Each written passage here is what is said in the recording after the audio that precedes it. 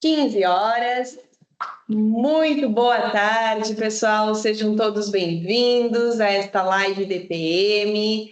Hoje nós vamos falar sobre transporte escolar, as novidades do ano de 2025. Quem não nos conhece, eu sou a Amanda. Eu sou a Débora, somos consultoras aqui na Pause Perim e professoras da DPM Educação. Aliás, algumas pessoas ainda não sabem ou estão chegando agora, né, para conhecer o que é a DPM. É importante sempre a gente esclarecer que nós somos uma empresa, um escritório que presta consultoria jurídica para os municípios desde 1966. Temos parceria com mais de 80% dos municípios gaúchos, sempre tentando aproximar e esclarecer, tirar dúvidas voltadas a questões de direito financeiro, direito da educação, e muitas vezes esses setores se misturam, que é o caso do que a gente vai falar hoje. Educação, licitações, contrato do transporte escolar, de uma política pública, né, que vocês têm que ofertar aos alunos em decorrência da própria Constituição Federal. E como fazer isso através da lei de licitações? Perfeito! Então, para a gente saber um pouquinho sobre o que licitar, o que contratar, a gente precisa primeiramente saber como fazer. Então, a live de hoje, ela não tem o objetivo de exaurir e solucionar todas as questões, até porque a gente vai mostrar para vocês no finalzinho dessa live que nós temos formações específicas voltadas a isso. Mas agora é para a gente falar sobre dois pontos muito importantes que são, podemos até dizer, novidades, né, Débora? Novidades, sim. O que acontece? Vocês muitas vezes já estão acostumados com o dia a dia, elaboram os editais na forma automática, mas resoluções do CONTRAN mudam, DETRAN emite novas normativas e educação. Legislação também muda. Nós temos aqui duas novidades que saíram no ano de 2024 e que interferem diretamente na forma de execução da contratação e da licitação e da própria contratação.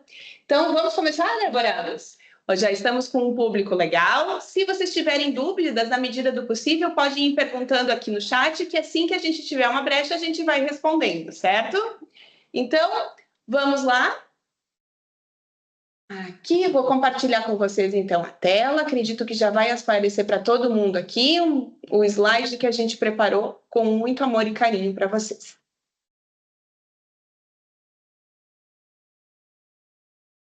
Perfeito. Para nós já está aparecendo aqui. Vamos lá, então. Feitas as apresentações, vou apresentar para vocês aqui o princípio da onde que a gente surge quanto ao o dever de oferecer o transporte escolar. Ele surge dentro da própria Constituição Federal, lá no artigo 208, que elenca as ações que precisam ser asseguradas para os profissionais da educação, para os alunos, que é o nosso público-alvo, e ele elenca no artigo 208 que o dever do Estado, leia-se poder público, então a gente tem que entender aqui que o dever é de quem está oferecendo o ensino, deve ser garantido mediante o atendimento ao educando em todas as etapas da educação básica, por meio de programas suplementares de material didático, transporte, alimentação e assistência à saúde. Pontos importantes que a gente precisa ter nesse slide aqui. O público-alvo pelo direito constitucional é do educando, do aluno. Quando, em todas as etapas da educação básica, o que se entende por educação básica? Educação infantil, subdividida em creche e pré-escola, ensino fundamental e ensino médio. E aí fica o hashtag, fica a dica. Para os municípios, o dever constitucional de oferecer o transporte é para os educandos da sua rede de ensino, ou seja, educação infantil, creche e pré-escola e ensino fundamental. Sabemos que tem a questão do PEAT, que os municípios aderem ao programa do governo do estado, em que assume a responsabilidade de transportar alunos da rede estadual. Aí é uma outra obrigação que não está constitucionalmente prevista, mas é um acordo feito entre os poderes públicos, certo? Feita essa ponderação, olhem o que apareceu agora em janeiro de 2024. Lei Federal 14.817, de janeiro de 2024. Ela estabelece as diretrizes da valorização dos profissionais da educação escolar pública, Mas o que foi, assim, logo que entrou em vigor essa lei, chamou a mais atenção? O artigo 6º, inciso 6. As condições de trabalho dos profissionais de educação escolar são indispensáveis para o êxito do trabalho pedagógico e devem contemplar permissão, percebam o verbo nuclear que está sendo utilizado aqui, uma permissão, uma autorização para o uso do transporte escolar no trajeto entre o domicílio e o local de trabalho. E aí vem uma observação importante: quando não houver prejuízo do uso pelos estudantes. Aqui vem a primeira pergunta, né, Débora? Sim. Há uma obrigação de oferecer o transporte para os profissionais da educação escolar? Não, gente. Aqui a gente tem uma permissão, não significa um dever de fazer. E percebam que aqui fala quando não houver prejuízo pelo uso dos estudantes. Como a gente está num EAD, gente, numa live, eu fico um pouco assim, porque eu faria essa pergunta para vocês. Mas como eu não consigo fazer para vocês, eu vou fazer para a Débora. Débora, quando ele diz aqui, quando não houver prejuízo pelo uso dos estudantes, na hora que eu for licitar, na hora que eu vou organizar uma licitação, eu tenho um levantamento que aquele trajeto, aquela rota, ela vai contemplar 15 alunos, é para contemplar uma média de 15 a 20 alunos. Então, eu vou fazer um orçamento para um veículo dessa capacidade, certo? Eu posso pegar e colocar um ônibus de 50 lugares, porque daí eu já consigo oferecer o transporte para os professores? Não vejo que isso atinja o interesse público, Amanda. A questão de não houver prejuízo pelo uso dos estudantes vai trazer uma ideia ao contrário. Tenho licitado corretamente o meu número de matrículas dos alunos. No entanto, a partir disso, digamos que um aluno, 2 alunos, uma família se mudou, fizeram ali, retiraram daquela escola, foram para outro município. Bom, hoje eu tenho um veículo de 30 lugares, mas está me atendendo 27 alunos. Bom, daqui a pouquinho 3 professores poderiam fazer uso desses lugares, porque eu não vou fazer alteração do contrato, até porque muitas vezes a questão do transporte, os veículos não são 1, 2, 3, 4 lugares. Eles têm capacidade determinada pela fabricante, então não temos como alterar. Perfeito. E aí vem uma coisa que a Débora falou aqui. Só os professores perante essa lei que poderiam fazer uso dessa permissão? Olhem só, ele fala no conceito de profissionais da educação escolar. Mas quem seriam esses profissionais da educação escolar? A resposta está no artigo 2º dessa mesma lei. Profissionais da educação escolar pública são aqueles detentores de formação... Isso, obrigada, Débora. Detentores da formação requerida em lei, que exercem a função de docência, então aqui a gente tem os professores, ou as funções de suporte pedagógico à docência, isto é, direção, administração, planejamento, inspeção, supervisão, orientação educacional. E olhem só, ou ainda as funções de suporte técnico e administrativo que requeiram formação técnica ou superior em área pedagógica afim. Aqui, gente, eu digo que é o nosso calcanhar de Aquiles. Porque, tecnicamente, se a gente for olhar, num conceito, por exemplo, da legislação do Fundeb, profissionais da educação envolve o próprio motorista do transporte escolar, merendeiros, serventes, auxiliares, secretário de escola. Mas aqui o conceito de profissional da educação escolar, ele trouxe uma questão que ele diz suporte técnico-administrativo, mas que precisa ter uma formação técnica ou superior na área pedagógica.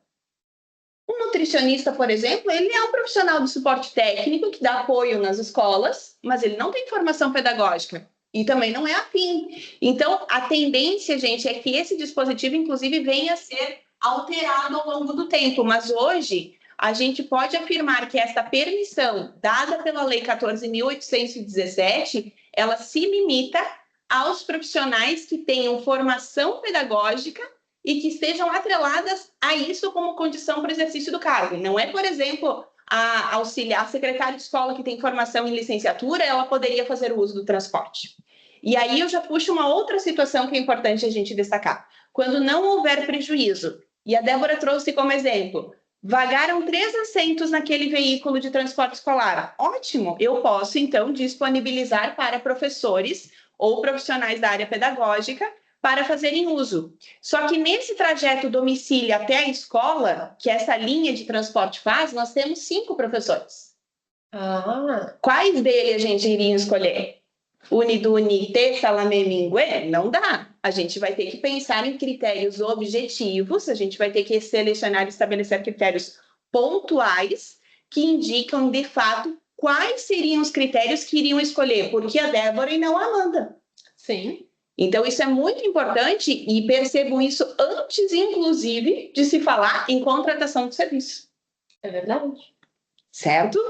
E outra novidade que nós temos foi uma alteração da Lei de Diretrizes e Bases da Educação Nacional, a LDB, por meio desta Lei 14.862, que saiu ali no auge da enchente, né, que eu digo, ali no dia 27 de maio de 2024, em que trouxe a permissão para os profissionais, para professores, daí aqui a lei foi taxativa, professores para utilizarem os veículos do transporte escolar.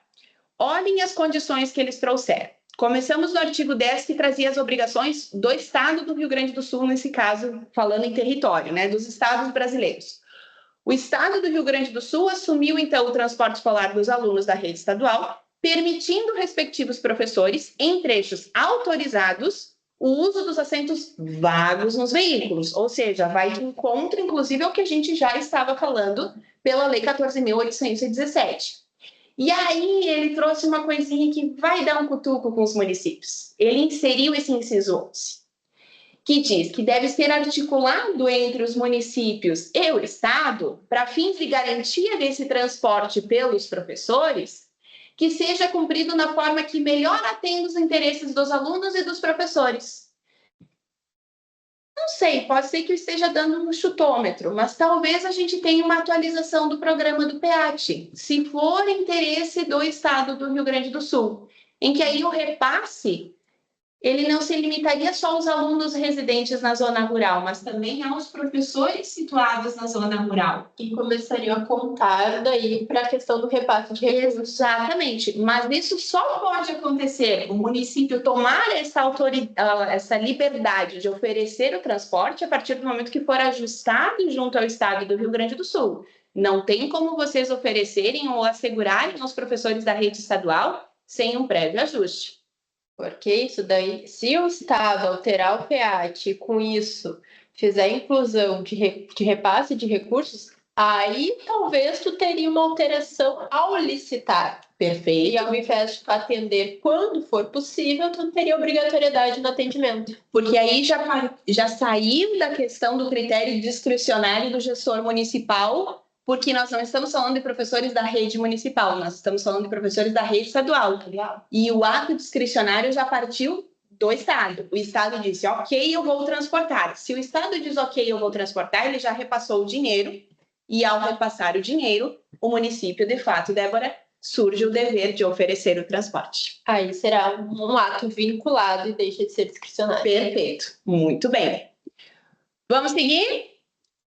E aí, onde está a obrigação? Obrigação não. A autorização na LDB para os municípios. No artigo 11, que teve alterado o inciso 6, para dizer que, então, que o município vai assumir o transporte escolar dos alunos da rede municipal e vai permitir o uso pelos professores, em trechos autorizados, o uso de assentos vagos nos veículos. Então, gente, o recado que a gente quer dar sobre isso é: cuidado, não está proibido, mas para estar autorizado, vai ter que haver uma regulamentação em âmbito local, uma regulamentação pelo município sobre os critérios quanto à oferta dos assentos vagos nos trechos de transporte escolar para os professores. E aí vem a perguntinha, né? E agora eu faço o quê? Amanda, socorro! Tem os professores que estão me solicitando isso. Eu devo oferecer? Depende.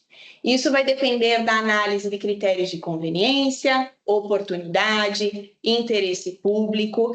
Detalhe, agora neste ano vocês não têm como fazer nada porque vocês estão concedendo uma vantagem e essa situação pode vir a ser questionada como a concessão de uma vantagem dentro dos períodos de vedação eleitoral. Então, é algo para se combinar e conversar com a equipe de transição de governo, onde nós vamos trazer a existência dessas normas e deixar para que o futuro gestor avalie, dentro do cenário que existe local, se vai ou não deferir ou vai então regulamentar em âmbito municipal os critérios para a oferta desse transporte.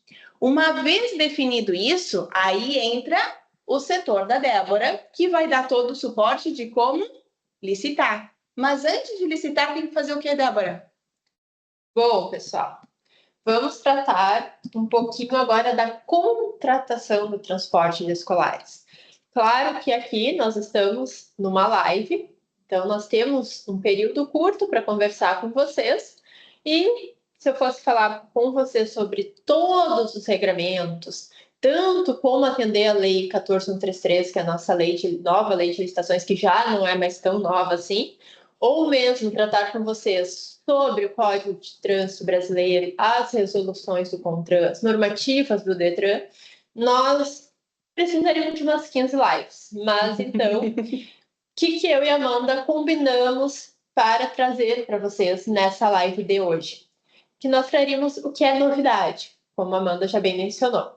E na questão que trata de licitações e os requisitos para atender o transporte escolar, eu trouxe duas novidades. Uma, que é os novos documentos que vocês vão, a partir da 14.133, ter que elaborar para contratar o transporte. E uma nova, não tão nova assim também, normativa do DETRAN, que muitos municípios nos ligam e ainda têm dúvidas quanto à aplicação dela e muitas vezes desconhecimento dessa normativa. Então, para a gente ter essa conversa, eu trouxe essas duas novidades para a gente tratar um pouco. Bom, muitos de vocês ainda possuem contratos pela 866, a nossa falecida antiga lei de licitações. Saudosa, né? Todo mundo diz, não aguento mais 866, agora foi a 14.133, que saudade da 866. Bom, pessoal, então, muitos de vocês possuem contratos pelo 866, e por isso eu gostaria de fazer esse adendo inicial, até para que vocês saibam como proceder, porque eu vejo que vocês, nesse momento, estamos dia 21 de novembro hoje. Então, independente se vocês têm contratos pela 866, ou independente se vocês vão realizar licitações e contratos pela 14.133, o momento de agir é a partir de hoje. Encerrou a live, terminou o cafezinho de vocês, vamos lá. Então, o que acontece? Tenho contratos pela 866. Posso continuar com esses contratos? Depende. Se vocês têm previstos nesse contrato a possibilidade de prorrogação deles, conforme o artigo 57, inciso 2 da 866, ok, tranquilo, vocês vão fazer aquele checklist de é vantajoso para a administração a prorrogação desse contrato? Consultar a empresa, porque muitas vezes vocês deixam para passou o Natal, entra no novo, ali pelo dia 26, dia 27 de dezembro, normalmente vocês ligam para a empresa. Estou vendo aqui os contratos. Vai encerrar o do transporte escolar. Vamos prorrogar? Só que a empresa, ela pode, nesse caso, dizer não. Nesse caso, o interesse público não vai, digamos assim, prevalecer sobre a decisão. Então, o que acontece? A empresa, essa prorrogação, ela vai ser um ato bilateral. Então, vocês podem confirmar, é vantajoso para o órgão, questão econômica principalmente, as rotas estão ok, quero prorrogar. E lembrando, tá, pessoal, a vantajosidade não é apenas econômica, ainda que ela seja o que mais nos chame a atenção e que mais a gente se preocupa quando vai prorrogar um contrato. Mas, por exemplo, essa empresa me deu problema o ano inteiro. Fui abrindo vários procedimentos administrativos, até mesmo já responsabilizei ela perante questão de multa. Daqui a pouquinho vocês vão ter que verificar se ela está atendendo também o contrato. Não só a questão de vocês pagarem mais barato para ter esse serviço, mas nós estamos falando do quê? Uma política pública da Constituição Federal e que é o transporte de crianças. Então, vamos ter responsabilidade também quanto a esse lado, não apenas o financeiro, mas verificar se ela está cumprindo com segurança o que ela se propôs, que é transportar os alunos no município. Tem um detalhe importante aqui, né, Débora, que às vezes os municípios nos perguntam e depois a gente descobre que sempre tem um ponto atrás obscuro em cima disso. Alguns municípios estão querendo prorrogar os contratos sob a vigência da 8666, mas os veículos que estão sendo utilizados pelo prestador de serviço já não têm mais a idade máxima autorizada pela legislação municipal, estipulada pelo município. Então, isso é um cuidado que a gente tem que ter também. Isso é um cuidado, porque a 866 traz no artigo 55 que a contratada ela vai ter que manter durante toda a contratação todas as condições que ela ofertou ali no momento da contratação, de habilitação, condições técnicas. Então, o fiscal desse contrato, ele tem que ter o cuidado de fazer todas essas verificações. O veículo ultrapassou o ano, eu indicava 10 anos no meu edital, e o veículo agora está com 11 anos. Bom, vocês vão ter que fazer uma alteração nesse contrato se vocês quiserem manter ele. E a empresa vai ter que aceitar se ela quiser, né, prorrogar esse contrato. Então, essa é a primeira etapa de vocês. Eu tenho contratos pela 866. Eles me trazem um regramento de prorrogação no instrumento, porque se não tiver a possibilidade de prorrogação no instrumento, a gente nem falaria em prorrogação, tá, pessoal? Isso tem que estar expresso no edital e no contrato.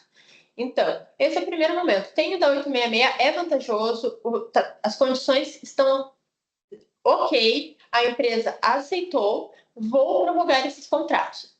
É possível, tá, pessoal? Vocês não têm agora, por conta da 14133, a obrigatoriedade de encerrar esses contratos. Eles vão poder viger pela 866 até o seu prazo final de vigência, que nem disse, desde que seja vantajoso.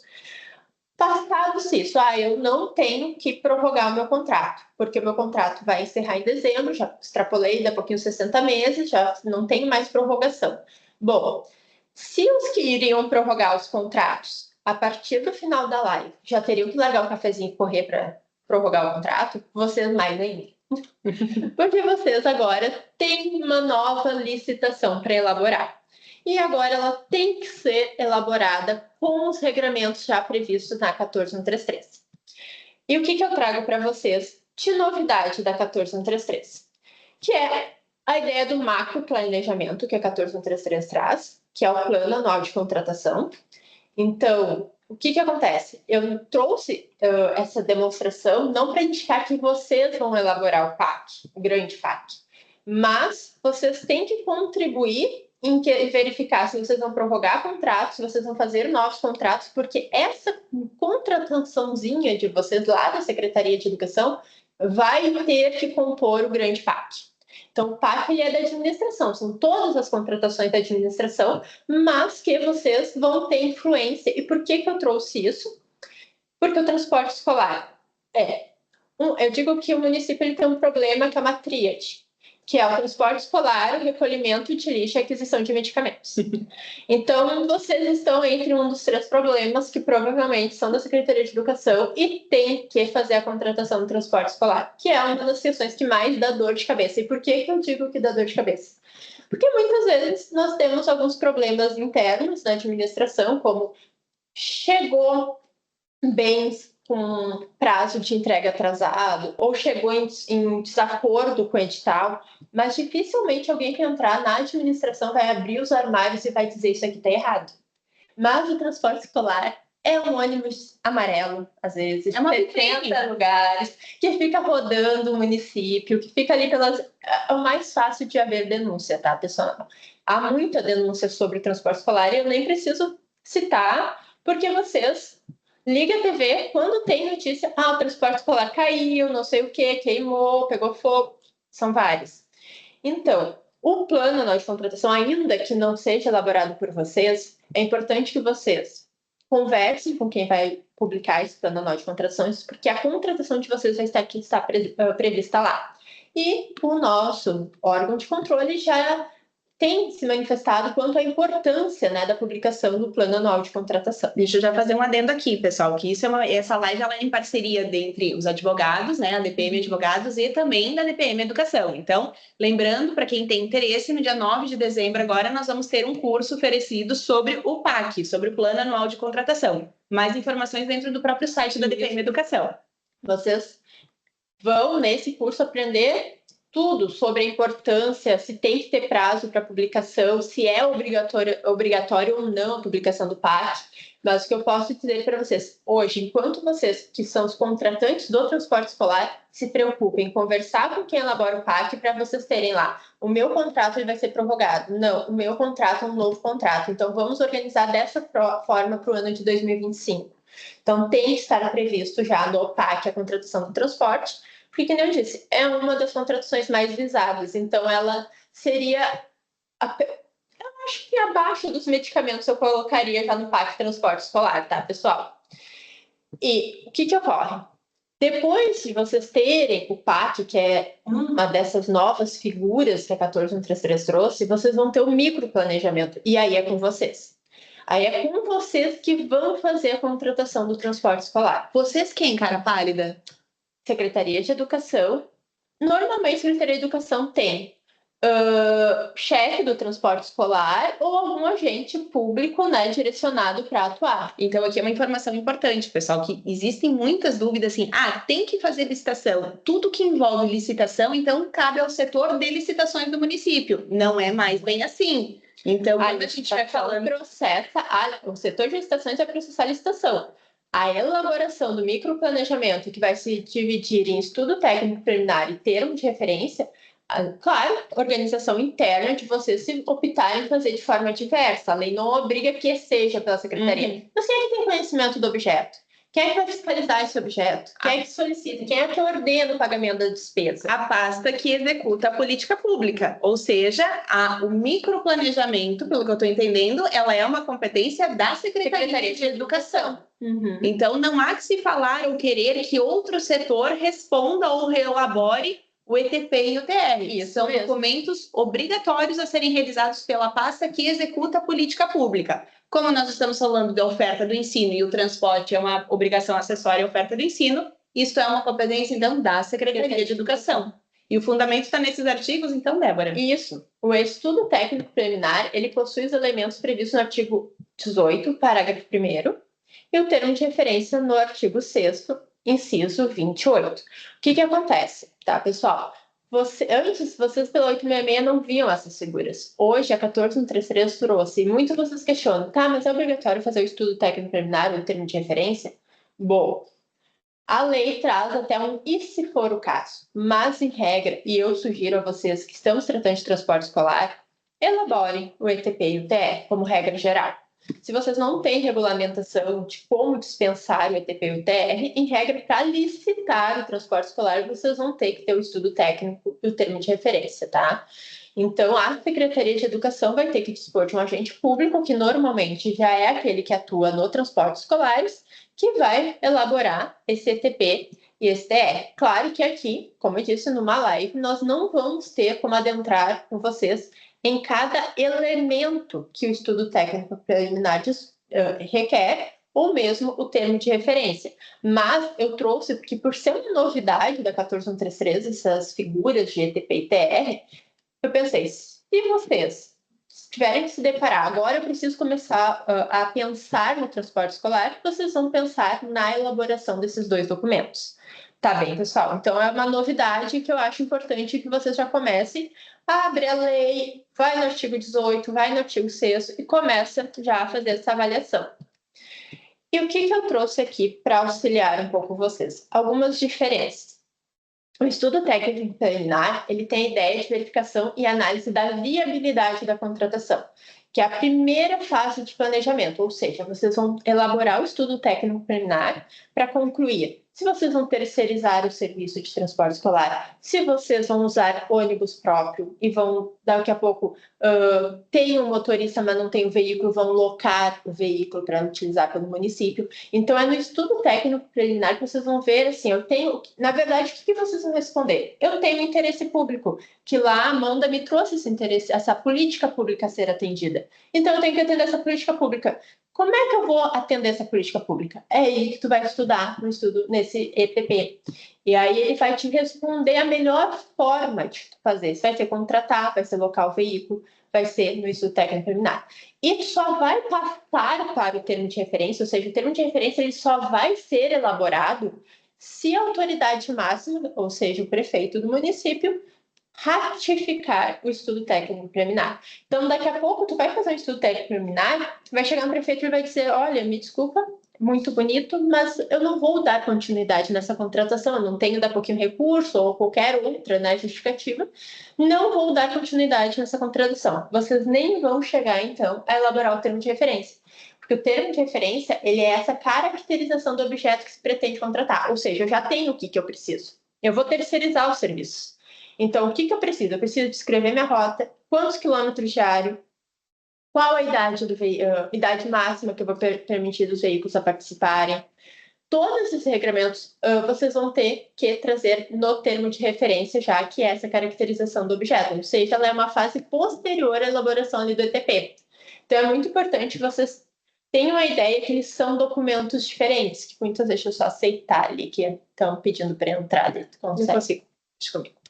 Então, o que acontece? Muitas vezes nos ligam questionando, tá, mas o ETP e o TR não são sinônimos? Eles não são o mesmo documento? Não, eles trazem respostas diferentes. Daqui a pouco vocês poderiam elaborar um documento e nomeá-lo como quiserem, não precisa ser ETP ou TR. No entanto, tem que ter os elementos do ETP e tem que ter os elementos do TR. Então, eles vão te trazer respostas diferentes. Um vai te indicar a viabilidade da minha contratação e por que meio que eu vou fazer. E o outro, a partir de tu ter definido o meio que tu vai contratar, tu vai trazer as condições dessa contratação. Então, são duas questões diferentes e os dois deverão ser elaborados, tá bem, pessoal? E o que eu trouxe aqui do estudo técnico preliminar para vocês terem, para não dizer assim, a Débora falou que eu tenho que fazer todos os elementos, mas eu olhei a lei e a lei disse que eu não preciso fazer todos. Então, o que acontece? O estudo técnico preliminar ele vai dizer que, no mínimo, os elementos do inciso 1, 4, 6, 8 e 13 são obrigatórios.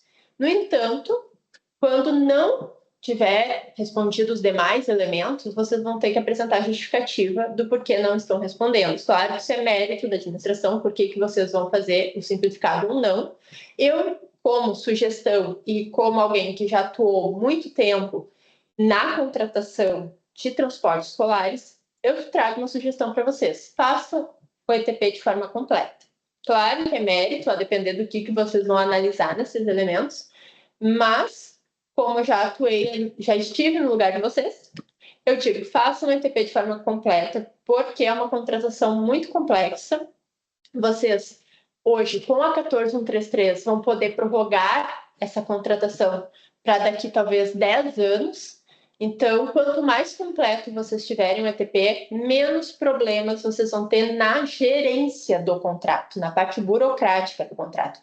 Porque a gente já sabe que, na prática, a gente já tem bastante problema com o trâmite do transporte escolar. Então, se na fase inicial, a gente conseguir minimizar esses problemas, vamos minimizar, porque ali na frente, depois eles vão nos auxiliar. Porque não é um problema, não, mas eu fiz o meu ETP dessa forma e está aqui a resposta.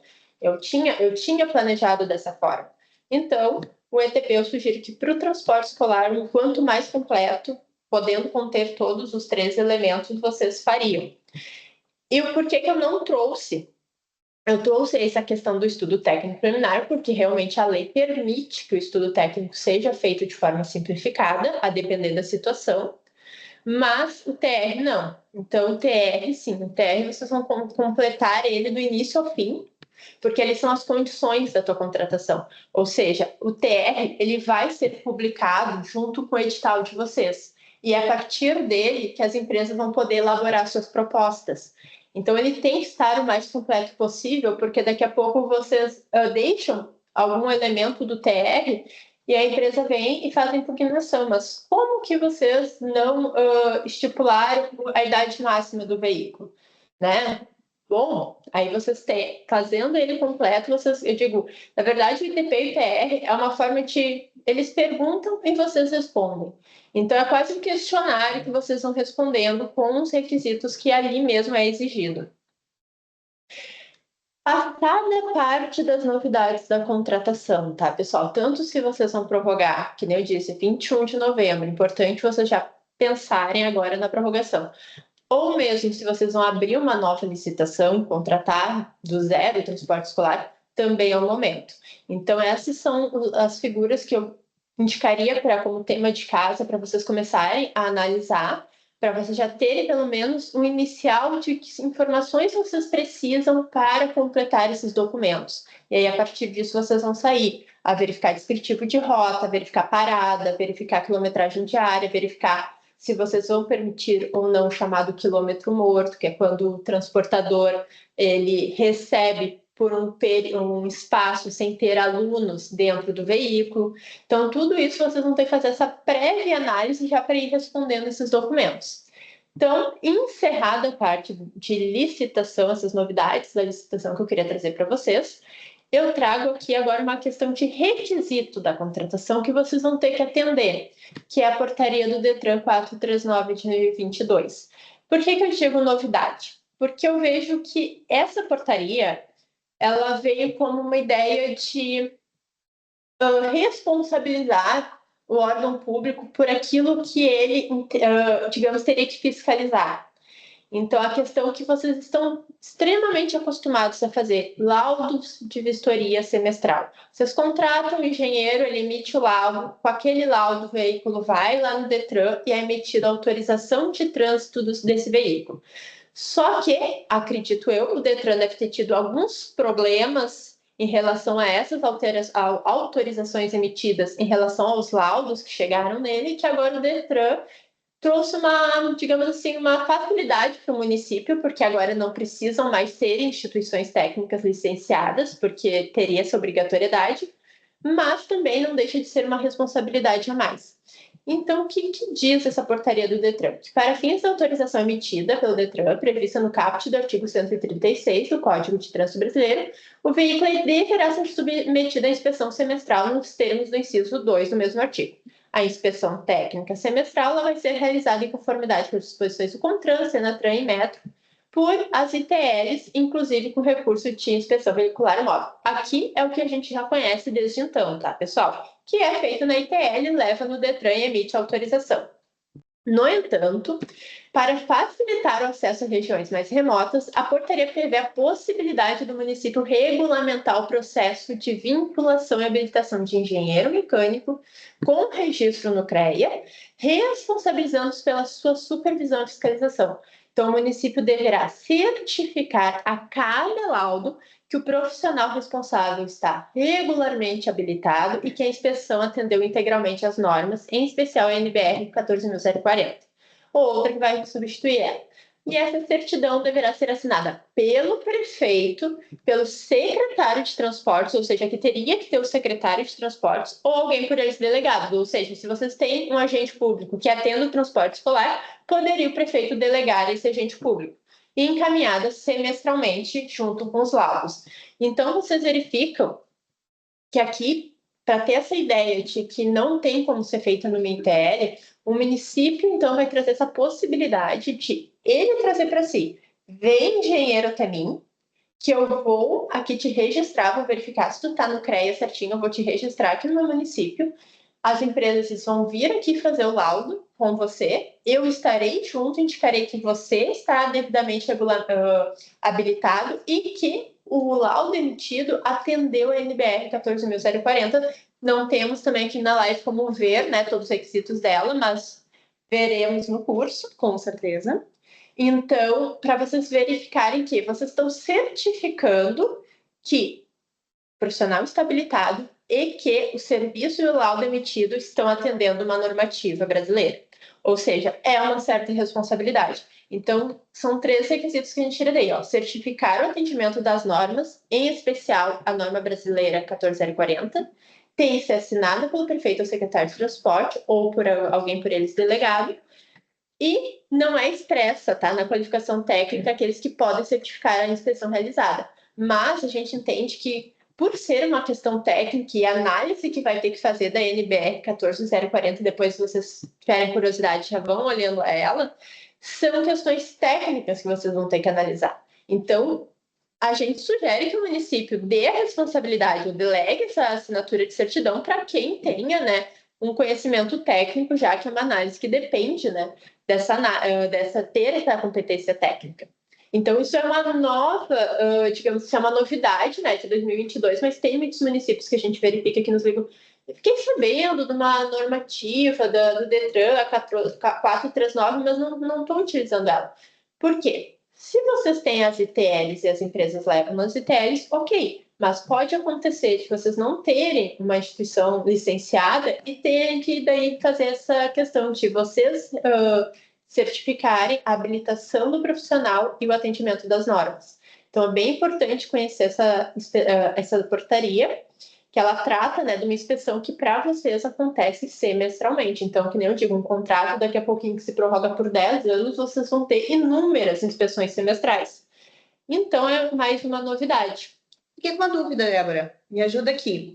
Essa inspeção feita por um engenheiro mecânico, o município poderia contratar um engenheiro para prestar esse serviço e depois certificar? Ou é a empresa? É a empresa. A empresa, então, é que deve providenciar. É a empresa que e aí o município só vai fazer a conferência se aquela empresa realmente apresentou um laudo de uma pessoa que atende todos aqueles requisitos. O município ele vai, credenciar esses engenheiros. Entendi. E a empresa vai fazer quando esse engenheiro, ela vai pagar, porque é uma responsabilidade da contratada, a inspeção semestral.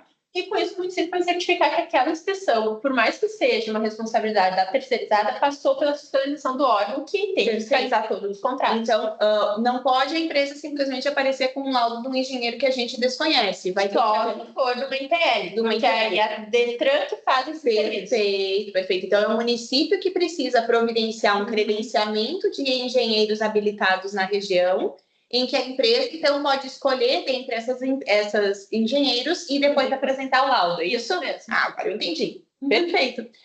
Pessoal, já estamos chegando no nosso finalzinho. A ideia era fazer uma live de 45 minutos. Estamos com 15h41. Então, exatamente como a gente estava planejando.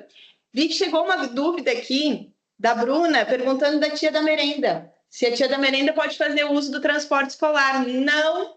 A tia da merenda ela não se encaixa dentro do conceito dos profissionais da educação, dado no artigo 2º da 14.817, tampouco pela previsão que consta lá na LDB, que falam professores, tá? E aí, gente, se vocês ficaram mais curiosos sobre essa situação, a gente apresenta para vocês os nossos 2 cursos que a gente tem... tem ao contrário, tá? Eu já ficou 4 e 3. Mas é 13 e 4 de dezembro. Vai ser um curso presencial, comigo e com a Débora, ainda na Sala Master, lá no centro de Porto Alegre, porque a nossa casinha está quase pronta, está ficando muito linda, mas ainda não está ainda precisando de alguns ajustes. Então, em breve, a gente, 2025, nós vamos chegar com a casa prontíssima para vocês, mas enquanto isso, a gente vai estar recebendo vocês muito bem lá no centro de Porto Alegre, no Hotel Master, Grande Hotel. E no dia 3, a gente vai falar sobre o direito ao transporte escolar, sobre a questão da definição de itinerário, se pode entrar ou não em acessos particulares. Eu nunca vou esquecer mais o teu exemplo das vacas. Se vocês querem saber disso, vocês vão ter que ir para o curso, porque eu não vou contar aqui, né? As vacas que atacaram o ônibus de transporte escolar. Então, nós vamos ter que verificar também sobre os itinerários, a distância, como regulamentar, quem mais vai poder fazer uso do transporte escolar, se a gente pode abrir para a população, se a gente pode comprar passagens. Tudo isso é a ideia do dia 3, de estabelecer o direito ao transporte escolar. E aí a Débora já entra na questão com as observações de... O que acontece no dia 3? Vocês vão entender todas as normativas que vocês têm que respeitar do Código de Trânsito Brasileiro, das resoluções do CONTRAN, porque resoluções do CONTRAN, elas alteram, pessoal, semanalmente. Então, no curso, vocês já vão ter as resoluções do CONTRAN para aplicar para a licitação agora de dezembro, porque eu vou trazer todas as resoluções novas do CONTRAN para vocês, explicadinhas. Também essa portaria, a gente vai minuciar essa portaria do Detran, porque eu vou trazer para vocês todos os requisitos técnicos da NBR 14.040, para vocês entenderem o que se vocês regulamentarem, o que vocês vão ter que analisar para certificar. E o que acontece? Depois de vocês aprenderem no dia 3 todos os requisitos necessários e o que vocês teriam que para alcançar uma contratação, vocês vão testar elas no dia 4. Exatamente, porque daí nós vamos juntos auxiliar vocês a elaborar em casos práticos como elaborar o ETP e o TR analisando a política pública da oferta do ensino e do transporte escolar e a sua execução analisando todos os requisitos que a Débora falou no dia de hoje. Ou seja, já vem preparado para escrever no dia 4, porque vocês vão ter exercício de manuseio ali de alongamento dos dedinhos, porque a gente vai digitar, a gente vai escrever, a gente vai trabalhar.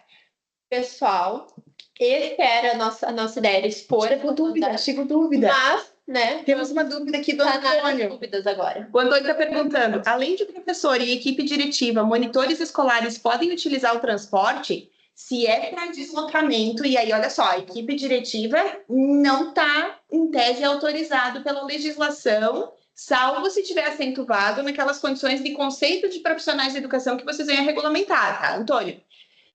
Os monitores, salvo o melhor juízo, não se encaixariam também no conceito de profissionais da educação, a não ser que o requisito de provimento deles seja uma formação pedagógica, o que às vezes tem, outros não. Quem fez? O Antônio, te deu todo. O Antônio me deu uma boa dica. Vocês no curso vão descobrir monitores. É o município que tem responsabilidade ou não pode exigir da terceirizada? Ótimo, é uma dúvida que a gente vai responder lá no dia 13 e no dia 4. E aí, Antônio, respondendo a tua pergunta, se o monitor está sendo utilizado para acompanhar um aluno, ele vai fazer uso do transporte escolar porque ele vai estar no exercício das atribuições do seu cargo. Agora, se este monitor está ingressando no veículo apenas para fazer o seu deslocamento domicílio, local de trabalho, tecnicamente ele não vai fazer jus se o requisito de provimento do cargo não é formação pedagógica ou área afim, tá? Se eu não me engano, não é ali no teu município. Eu me refiro ao monitor da sala de aula, não ao monitor de veículo. Então, não. Então, não, Antônio. Sem chance. A não ser que a lei do requisito, o requisito de provimento do cargo de vocês seja magistério na modalidade normal, o que eu acho que não. Certo, pessoal? O que, então, nós tínhamos para apresentar para vocês nessa live, ó, 15h46, passamos um minutinho, mas a gente tá na margem, tá na margem.